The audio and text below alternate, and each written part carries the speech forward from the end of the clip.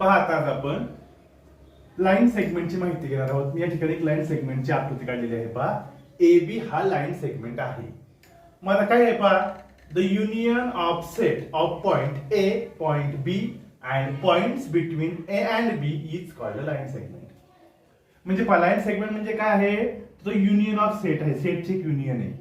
कोणता सेट, तर त्या सेटमध्ये पॉइंट ए आहे, पॉइंट बी आहे आणि ए आणि बी च्या दरम्यानचे सर्व पॉइंट आहेत. अशा सर्व पॉइंटचा मिळून जो सेट तयार होतो त्याला आपण लाईन सेगमेंट असे म्हणतो. आता हा लाईन सेगमेंट ए बी आहे. तुम्ही ऍक्च्युअली लाईन सेगमेंट म्हणजे काय, रे, लाईन ह्या गोष्टी इयत्ता 6वी 7वी पासून शिकत आहात. आपण फक्त सेटच्या स्वरूपामध्ये लाईन सेगमेंट कशा प्रकारे लिहिता येईल किंवा कशा प्रकारे व्यक्त करतो ते आपण पाहिलेले. तर रे पण व्यक्त करता येईल का, तर रे पण व्यक्त करता येऊ शकतो. कसा रे व्यक्त करता येऊ शकतो, तर रे ए बी, हा ए बी आहे किंवा रे ए बी पण आपण त्याला म्हणू शकतो.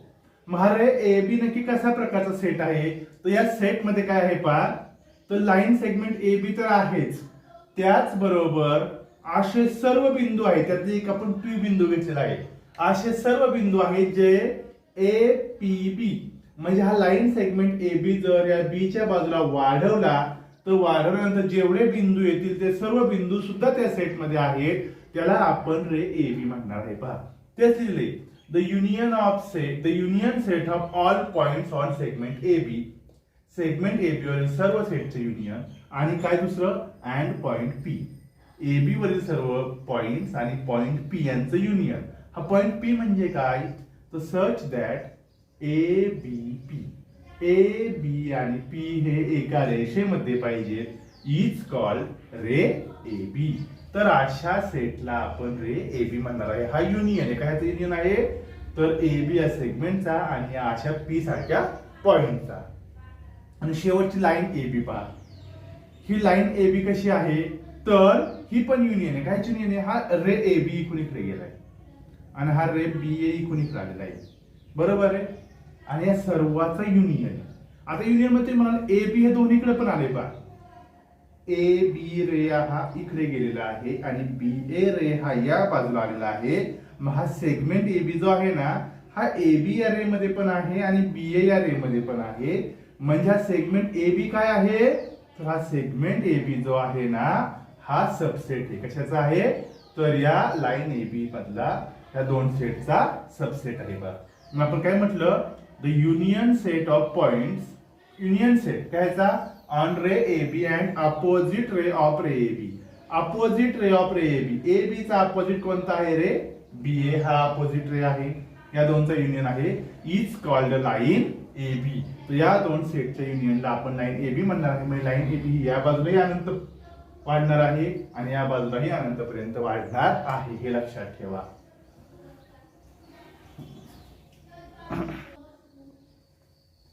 आता पहा, कॉन्ग्रुएंट सेगमेंट म्हणजे काय, तर कॉन्ग्रुएंट सेगमेंट म्हणजे असे सेगमेंट की ज्या दोन सेगमेंटची लेंथ समान असते. फॉर एक्झाम्पल पहा, आता मी या ठिकाणी हा सेगमेंट ए बी काढलेला आहे. हा आहे आपला सेगमेंट ए बी आणि दुसरा एक सेगमेंट मी काढतो, हा आहे समजा सेगमेंट सी बी. आणि जर असं असेल पहा, ह्या ए बी सेगमेंट आणि सी डी सेगमेंट याची लांबी जर 10 सेंटीमीटर असेल आणि याची पण लांबी 10 सेंटीमीटर असेल, तर याचा अर्थ काय झाला, if length of A B is equal to length of C B, then जेव्हा या दोन सेगमेंटची लांबी समान असते तेव्हा काय होतं, तर segment A B congruent segment C D. तेव्हा आपण असं म्हणू शकतो की ए बी आणि सी डी हे दोन सेगमेंट कॉन्ग्रुएंट आहेत. म्हणजे दोन सेगमेंट कॉन्ग्रुएंट केव्हा असतात, जेव्हा त्यांची लेंथ लांबी समान असते त्यावेळेस. आता पहा, properties of congruent segment. Congruent सेगमेंटच्या 3 प्रॉपर्टीज आहेत ज्या मी इथे फळ्यावर लिहून ठेवलेल्या आहेत. पहा, पहिली प्रॉपर्टी आहे रिफ्लेक्सिव्हिटी, दुसरी आहे सिमेट्री आणि तिसरी आहे ट्रान्झिव्हिटी. मग आता रिफ्लेक्सिव्हिटी म्हणजे काय, तर रिफ्लेक्सिव्हिटी म्हणजे पहा, प्रत्येक सेगमेंट, समजा सेगमेंट ए बी आहे, हा स्वतःशीच कॉन्ग्रुएंट असतो. कारण पहा, सेगमेंट कॉन्ग्रुएंट केव्हा असतात, जेव्हा त्या दोन सेगमेंटची लांबी समान असते. मग सेगमेंट एबी ची लांबी जर 5 सेमी असेल, सेगमेंट एबी ची किती असणार आहे? 5 असणार आहे ना, कारण एकच सेगमेंट आहे. म्हणजे प्रत्येक सेगमेंट, प्रत्येक लाईन सेगमेंट हा स्वतःशी कॉन्ग्रुएंट असतो. या प्रॉपर्टीला आपण रिफ्लेक्सिव्हिटी म्हणतो. आणि त्या सेगमेंटची लांबी बदलणार आहे काय? कुठे मोजली तरी, कोणीही मोजली तरी बदलणार नाहीये. त्यामुळे आपोआपच प्रत्येक सेगमेंट हा स्वतःशी कॉन्ग्रुएंट असतो. सिमेट्री म्हणजे काय? तर if segment AB congruent segment CD, म्हणजे सेगमेंट AB आणि सेगमेंट CD हे कॉन्ग्रुएंट आहे, तर कसं असतं? Then segment CD congruent segment AB. म्हणजे तुम्ही AB आधी लिहा किंवा CD आधी लिहा, कधी काही फरक पडणार आहे का? काही फरक पडणार नाही. Segment CD congruent segment AB. AB आणि CD म्हणजे segment AB congruent segment CD लिहू शकतो आपण, किंवा सेगमेंट CD कॉन्ग्रुएंट सेगमेंट आपण AB लिहू शकतो. कशाही प्रकारे लिहिले जाते दोन सेगमेंटचे. AB आणि CD ची लांबी समान आहे, म्हणजे AB आणि CD कॉन्ग्रुएंट आहेत, त्याचबरोबर CD आणि AB सुद्धा कॉन्ग्रुएंट आहेतच. आणि शेवटची प्रॉपर्टी काय आहे? तर ट्रान्झिटिव्हिटी. ट्रान्झिटिव्हिटी म्हणजे काय? If segment AB congruent segment CD, AB आणि CD हे दोन सेगमेंट कॉन्ग्रुएंट आहेत, and segment CD congruent segment EF. आता इथं कसं झालंय पहा, AB आणि CD कॉन्ग्रुएंट आहेत आणि CD आणि AF कॉन्ग्रुएंट आहेत. AB आणि CD कॉन्ग्रुएंट आहेत, अर्थ काय? समजा आपण एक जनरल आक्रमणात मानू, समजा दोन्हींची लांबी 7 सेंटीमीटर आहे, म्हणजे AB 7 आहे, CD 7 आहे, आणि CD आणि EF कॉन्ग्रुएंट. म्हणजे CD ची लेंथ 7 असेल तर EF ची पण किती असणार आहे रे? 7 सेंटीमीटर असणार आहे. म्हणजेच ऍक्च्युअली काय आहे, तर AB आणि CD कॉन्ग्रुएंट आहेत, म्हणजे त्यांची लेंथ समान आहे. CD आणि EF कॉन्ग्रुएंट आहेत, म्हणजे त्यांचीही लेंथ समान आहे. अशा वेळेस काय होऊ शकतं? तर AB आणि EF पण कसे असणार आहेत? कॉन्ग्रुएंट असणार आहेत. म्हणून मी काय म्हटलं? Then segment AB congruent segment EF.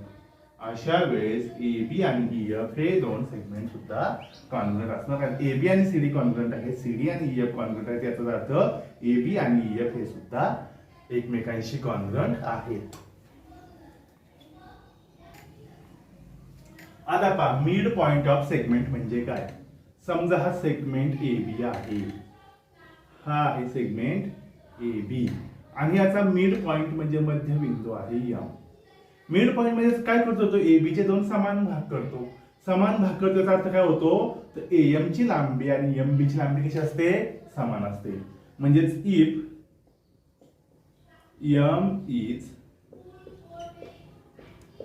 Mid point of segment AB, जर M हा सेगमेंट AB चा मिड पॉइंट असेल, तेव्हा काय असणार आहे?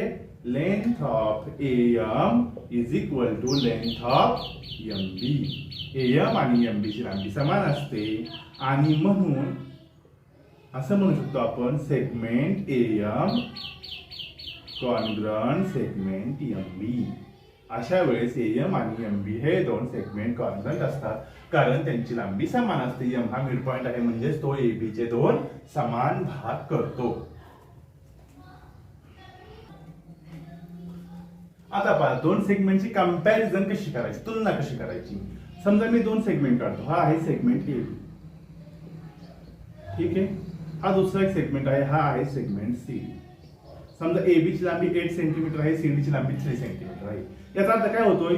तर AB च्या लांबीपेक्षा CD ची लांबी लहान आहे. आपण नुसते आकृती पाहिजे, आपल्या लक्षात येतोय की length of AB is greater than length of CD. म्हणजे आपण असं म्हणू शकतो, length of AB is greater than length of CD.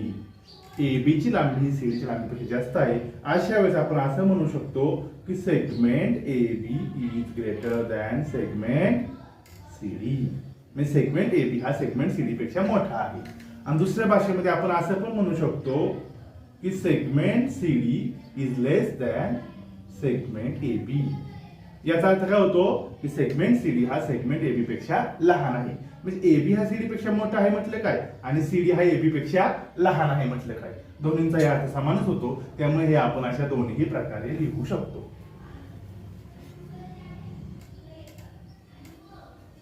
आता पहा, perpendicularity of segments or rays. समजा हा एक सेगमेंट AB आहे, this is segment A B, this is segment C D. आणि जर हा सेगमेंट ए बी आणि सेगमेंट सी डी, आता सेगमेंट सी डी माझं तुम्ही खाली बाण का केलेत पहा बरं. बाण केल्यानंतर माझा दुसरा एक उद्देश आहे, हा सेगमेंट सी डी. हे दोन सेगमेंट जर एकमेकांना बरोबर 90 अंशामध्ये छेद असतील तर आपल्याला ते परपेंडिक्युलर असं पण म्हणू शकतो. फक्त एवढा घेतला सेगमेंट सीडी पण होणार लक्षात घ्या, आणि पूर्ण घेतलं तर मग लाईन सीडी पण होऊ शकते. मग मी काय म्हटलं पहा, segment A B is perpendicular to segment C D. Segment A B हा सेगमेंट सी डी शी एवढ्या परपेंडिक्युलर आहे. परपेंडिक्युलर आहे कारण 90 चा कोन करतोय. त्याचबरोबर आपण असंही म्हणू शकतो, segment A B is perpendicular to ray C D. Ray C D कोणता कळलं का, सी पासून सुरू झाला खालीपर्यंत आला. आणखीन आपण असंही म्हणू शकतो, segment A B perpendicular ray D C. Ray D C कोणता कळलं का, इथून सुरू झाला इथपर्यंत गेला. आपण सेगमेंट ए बी लाही वाढवला असून त्याचाही रे बनवू शकलो असतो. आणखीन आपण असंही म्हणू शकतो, segment A B perpendicular line C D. Line C D कोणती कळली का ताई, पूर्ण लाईन सी डी आहे. ही सुद्धा सेगमेंट ए बी ला परपेंडिक्युलर आहे. परपेंडिक्युलर कधी असते, जेव्हा 90 अंशाचा कोन करतो त्यावेळेस. जसं आपण ह्या सी डी चा रे केला, लाईन केली, तसंच आपण ए बी चा केला असतं, फक्त इकडे वाढवला, दोन्ही बाजूला मान केला असतं की आपल्याला कळलं असतं लाईनचा होऊ शकते. कारण सेगमेंट हा कोणत्या एका लाईनचाच भाग असतो, ते आपण लाईन मोठी काढू दाखवू शकलो असतो, हे लक्षात ठेवा. तर अशा प्रकारे आपण म्हणू शकतो, segment A B perpendicular to segment C D, perpendicular to ray C D, perpendicular to ray D C and perpendicular to line C D also. हे चारही प्रकारे आपण दाखवू शकतो. आता पहा, आपल्याला पाहिजे distance of point from a line. एखाद्या पॉइंटचं एखाद्या लाईन पासूनचं अंतर. मग आपण समजा ही लाईन काढलेली आहे, ही लाईन आहे ए बी, आणि ह्या लाईन ए बी पासून हा एक पॉइंट आहे सी. या पॉइंट सी चं आपलं अंतर किती आहे, किती अंतरावर आहे आपल्याला काढायचंय. मग किती अंतरावर आहे, कसं अंतर मोजायचं. अशी एखादा रेषा काढू शकतो, एखादा अशी काढू शकतो, एखादा अशी काढू शकतो, एखादा इकडे काढू शकतो. मग वेगवेगळ्या रेषा काढता येतील. मग खरं अंतर किती आहे, हा पॉइंट सी हा ए बी पासून खरं किती अंतरावर आहे, ते आपण कसं पाहणार. यासाठी काय करतात पहा, या पॉइंट सी पासून या लाईन ए बी वर परपेंडिक्युलर टाकतात. परपेंडिक्युलर म्हणजे बरोबर 90 अंशाचा कोन झाला पाहिजे. आणि जेव्हा बरोबर 90 एकदम सरळ लाईन जेव्हा 90 अंशाचा कोन होतो ना, तेव्हा ते अंतर जे असतं ना, दुसऱ्या कोणत्याही पॉइंट टाकल्यापेक्षा ते अंतर कमी असतं, ते खरं अंतर असतं. सी पॉइंट हा खरा ए बी पासून एवढ्या अंतरावर आहे. मग समजा इथे आपण बिंदू म्हटला डी. म्हणजे जर if C D is perpendicular to A B, if segment C D is perpendicular to line A B, जेव्हा हा सी डी हा लाईन ए बी ला आपण परपेंडिक्युलर टाकतो, तेव्हा length of C D, length of C D, length of C D माहिती आहे तुमची, कोणती डी म्हटलं, लेंथ ऑफ सी डी. ते length of C D is distance of point C from line A बी. तेव्हा सी डी ची लांबी हे सी बिंदूचं ए बी लाईन पासूनचं अंतर असतं.